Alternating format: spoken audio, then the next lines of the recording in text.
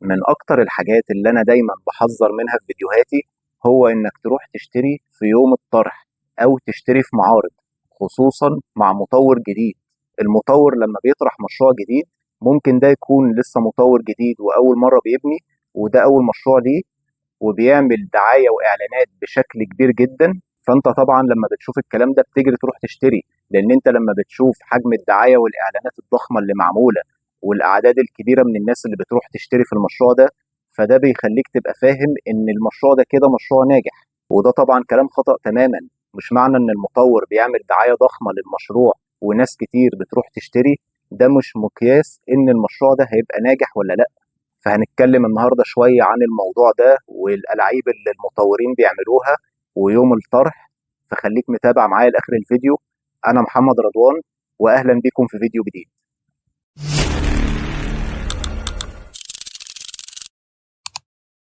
طيب زي ما أنا قلت في الأول إن أنا بحذر من موضوع إن أنت تروح تشتري في يوم الطرح، فهنتكلم عن الموضوع ده شوية.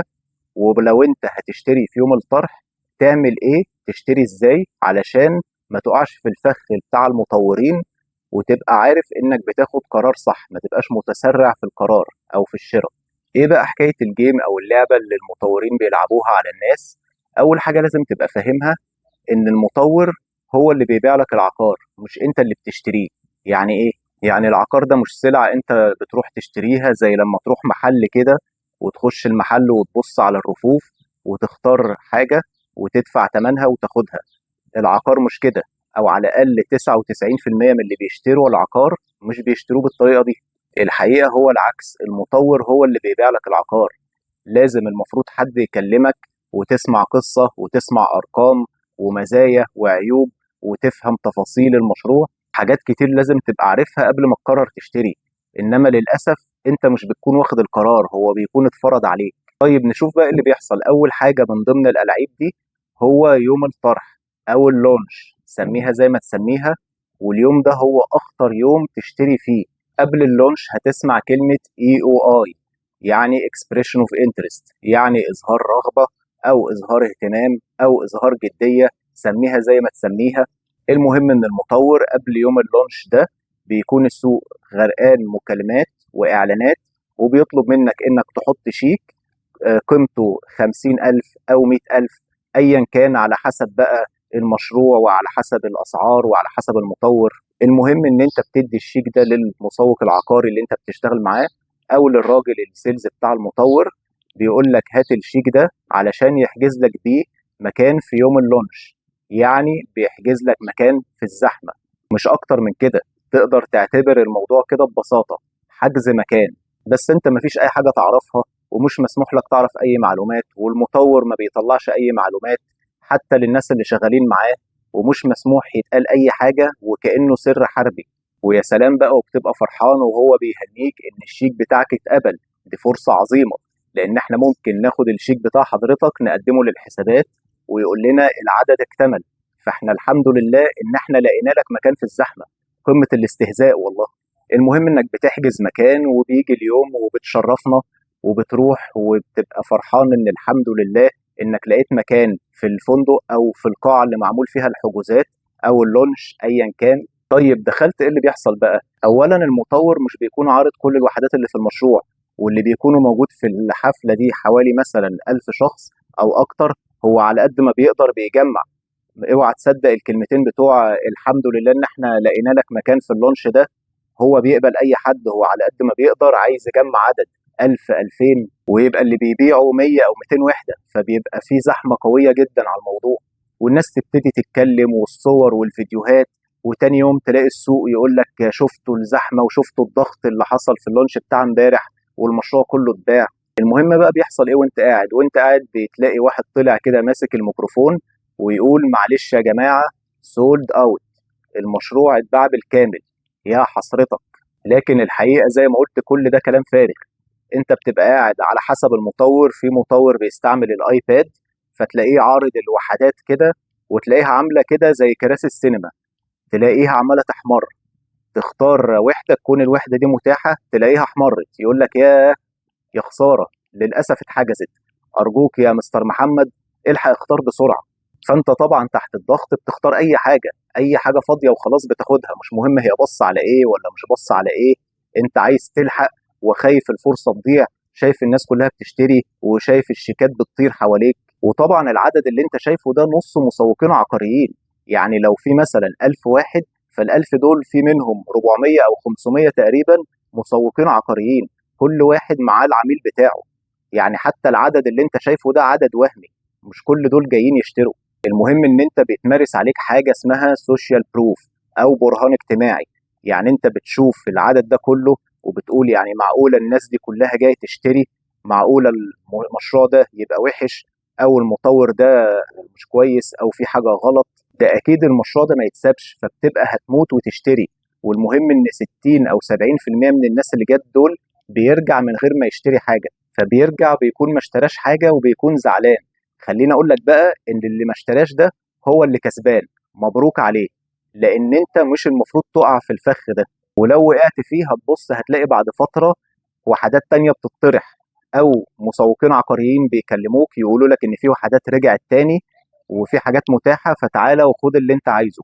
طيب ليه الناس دي بترجع في كلامها وبيرجعوا العقارات بتاني، او بيخرج من العقد او بيرجع وما يكملش قبل ما يوقع العقد؟ لان هو طبعا بيرجع يقعد بعد الضغط الاجتماعي اللي حصل ده، بيرجع يقعد مع نفسه ويراجع نفسه ويلاقي ان هو فعلا لبس في الحيط، بيلاقي ان هو خد حاجه ما كانش المفروض ياخدها، ويبتدي يشوف يسمع كلام او يقرا كلام من مسوقين عقاريين ما عرفوش يبيعوا في المشروع ده، فيبتدوا يقولوا كلام سلبي، ويلاقي كلام بيتقال من ناس كتير كلام سلبي عن المشروع، فيبتدي يقرا السلبيات ويبتدي يكلم الناس ويسأل، فيسمع كلام زي لا ده المشروع ده غالي، اصل المطور ده لسه جديد، اصل خطة السداد مش كويسة، اصل تقسيمات الشقق مش احسن حاجة، ويفضل يسمع سلبيات ممكن تكون حقيقية وممكن تكون مش حقيقية.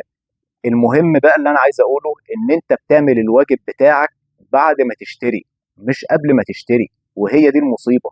طيب نشوف بيعملوا ايه تاني. عادة الوحدات اللي بتطرح في اول يوم ده، عادة دي بتكون اسوأ وحدات في المشروع، اللي بتكون مش واخدة فيو او واخدة فيو وحش، او الادوار الوحشة اللي في المشروع.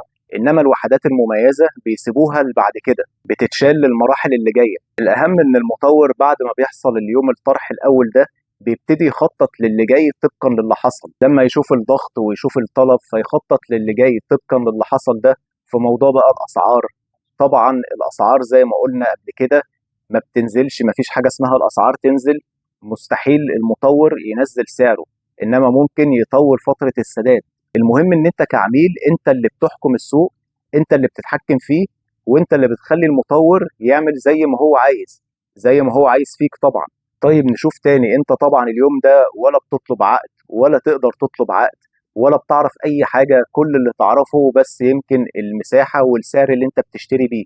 ده غير ان السعر اللي انت بتشتري بيه ده غير السعر اللي معلن.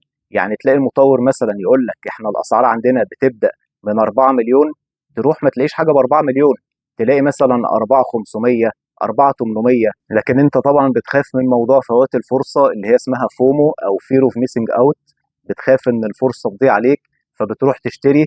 وموضوع السعر ده برضو من الالعاب اللي المطور بيلعبها، ان هو بيبيع لك بسعر غير اللي معلن بيه. وطبعا لو انت فاكر ان انت هتشتري وتبيع بعد 6 شهور مثلا تبقى غلطان، لان انت هتبقى بتنافس المطور نفسه قبل اي حد.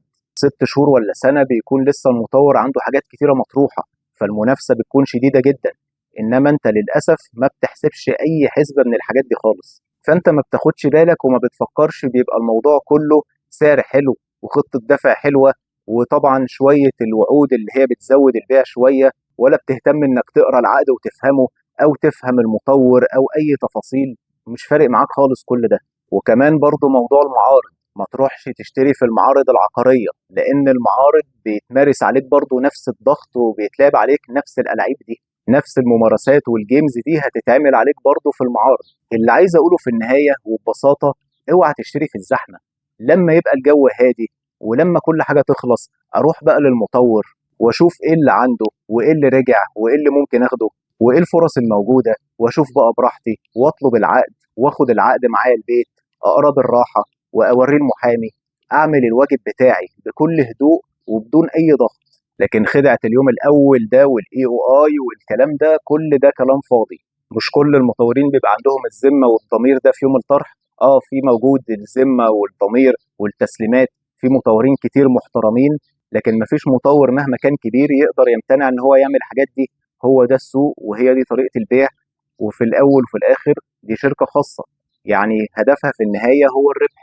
المهم ان انت تشتري صح. انا هدفي من القناه دي ان انت تبقى مثقف عقاريا وتعرف ازاي تشتري. ونصيحتي لو انت هتشتري في يوم طرح، اهم حاجه ما تشتريش تحت ضغط. يعني لو بتشتري مع المسوق العقاري يكون حد محترم انت واثق فيه وعنده مصداقيه، ويكون فعلا هيساعدك تشتري وتختار بشكل كويس، ما يكونش كل همه انك تروح تسيب شيك وخلاص. ولو مسوق عقاري مع شركه كبيره طبعا ده هيبقى مفيد ليك جدا، لان المطور بيدي اولويه للمسوقين اللي زي دول، لان المسوق او الشركه بتاعته بتجيب له عملاء كتير طول الوقت لكل المشاريع، مش بس على الطرح ده او المشروع ده. فطبعا بيدي الاولويه للمسوق او شركه التسويق العقاري، غير لما تكون انت عميل جاي لوحدك. فحتى لو بتشتري في اليوم ده يكون مع مطور كبير، وتشتري بطريقه صح. ما تروحش تشتري تحت ضغط. اوعى تشتري وانت تحت ضغط، تعمل الواجب بتاعك من الاول. اتمنى ان انا اكون افدتكم في الفيديو ده. طبعا مش محتاج اقول لك، لو احتجت اي حاجه واي استشاره تقدر تكلمني في اي وقت. ولو عجبك الفيديو اعمل لايك واعمل شير علشان اكبر عدد يستفاد، وما تنساش الاشتراك في القناه. اشوفكم على خير ان شاء الله الفيديو الجاي. شكرا.